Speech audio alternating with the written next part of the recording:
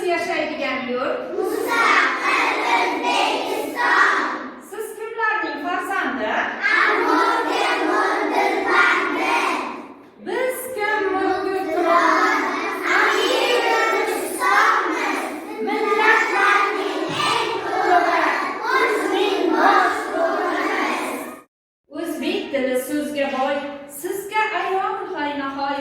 Bu tilda so'zlaganda bulbullar qilar xanda.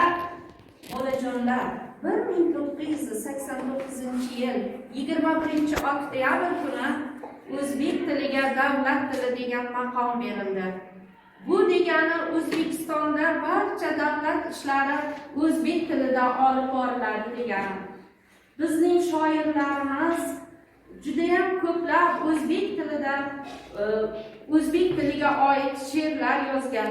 Masalan, Erkin Vohidovning Tarixingdir ming asrlar, ichra pinhon o'zbegim, senga tengdosh Pomiru, oqsoch Tianshon o'zbegim, so'ylasin Afrosiyob, so'ylasin O'rxun xati, ko'hna tarix shodasida bitta Marjon o'zbegim degan she'rlar bitgan.